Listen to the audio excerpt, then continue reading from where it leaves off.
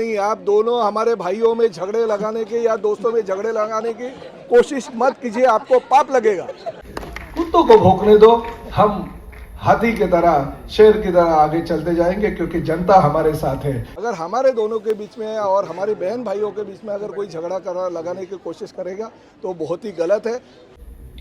आज तक मीरा भाईंदर शहर में प्रताप सरनाईक के हाथ में कभी महानगर पालिका आई नहीं है, मगर जिनके भी हाथ में महानगर पालिका आई, जिनकी भी सत्ता शिंदे साहब मुख्यमंत्री होने से पहले इस राज्य शासन में थी, उन्होंने कभी ये बंगाली समाज के बारे में कुछ सोचा? उनको 1000 फुट जाने दो या 4000 फुट जाने दो, 1 फुट भी जगह देने की कभी कोशिश की? इतना ही नहीं, बल्कि दुनिया के नक्शे में मीरा भाईंदर शहर सबसे स्वच्छ और सुंदर हो, इसके लिए प्रताप सरनाईक काम करता था। और उसके माध्यम से लोगों ने 1 बार नहीं, 2 बार नहीं, बल्कि तीसरी बार भी मुझे चुन के दिया। हमने यही गिना, कुछ भी होने दो, मगर इस देश के अखंडता को और एकता को अगर कायम रखना है, हर समाज को, हर समाज भवन को न्याय मिलना चाहिए। यही प्रताप सरनाईक ने अगर सोचा है तो उसका गुनाह नहीं है वो। और मैं आगे करते रहूंगा। कहते हैं, हिंदी में कहावत है, गजराज जो है ना, गजराज, वो जब बाजार में घूमते रहता है तो बहुत सारे कुत्ते उसके नीचे से जाते रहते हैं। इन्हें कहावत बोला जाता है कि हाथी चले बाजार, कुत्ते भौंके 1000। कुत्तों को भौंकने दो, हम हाथी की तरह, शेर की तरह आगे चलते जाएंगे क्योंकि जनता हमारे साथ है। इसलिए बार बार ये जनता हमको चुन के देगी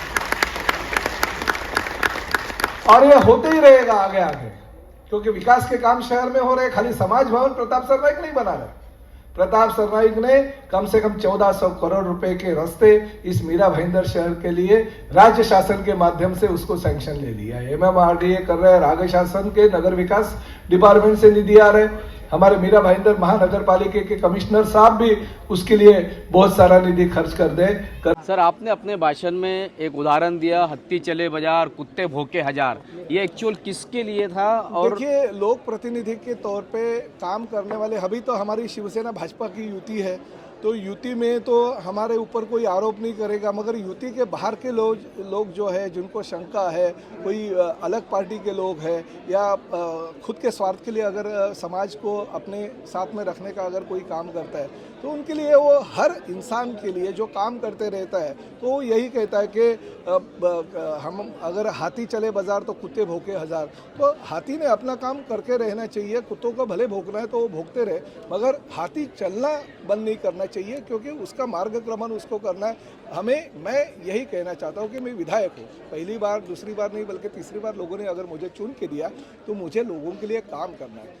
मुझे क्या, 14 साल के पहले किसी भी समाज भवन का निर्माण मैंने नहीं किया। मैं क्यों लोगों को चॉकलेट बांटते फिरूँ या कोई लॉलीपॉप देते रहूँ? मैं तो लोगों की, जो लोगों ने मांग मेरे पास करी, वो पूरा करने की कोशिश कर रहा हूँ। और जिसी में दम हो वो दे दे अपनी जगह, 1 एकड़ का, 2 एकड़ का, 20 एकड़ जगह दे दे। वो समाज भवन अगर बनाना है तो और भी बड़ा समाज भवन बनाए, हम उनका शुक्रिया अदा करेंगे, उनका स्वागत करेंगे, उनके नाम का फोटो लगाएंगे, उनके नाम का बहुत बड़ा बड़ा बैनर लगाएंगे, पेपर में ऐड दे देंगे कि ये इतना दानशूर व्यक्ति है जिन्होंने ये समाज भवन को इतना इतना निधि या इतनी जगह उपलब्ध करके दी।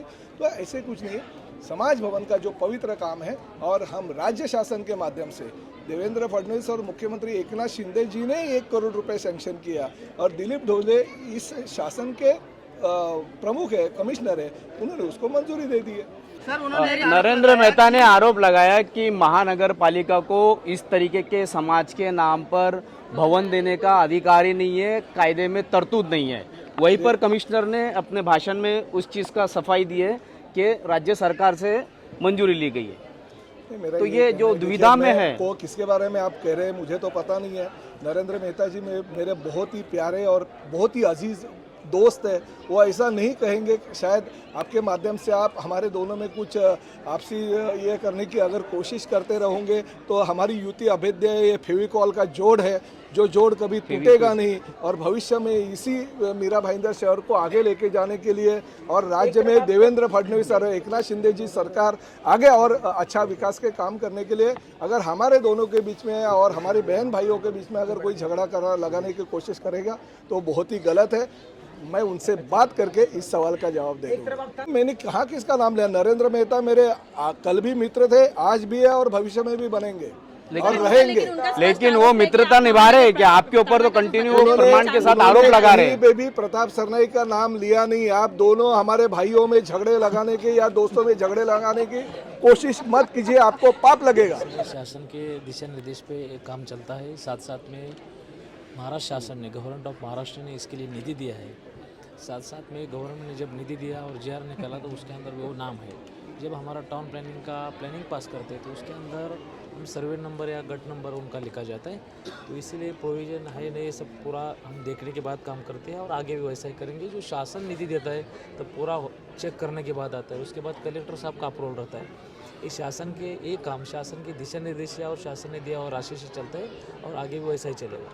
किसी भी हालत में कौन से भी कम्युनिटी का, महावीर भवन हो, महाराणा प्रताप भवन हो, मराठी भवन हो, मैथिली भवन हो, मैथिली समाज का हो, आज का बंगाली भवन हो, मेरा भाईंदर महापालिका की तरफ से मैं वापस मैं बोलता हूँ, शासन के दिशा निर्देश और रूल के हिसाब से जो भी है, इसके पहले भी जो हमने अलग अलग भवन दे दिया है या समाज भवन खड़े किए, वही रूल के हिसाब से किया और आगे भी वही हिसाब से जारी रहे।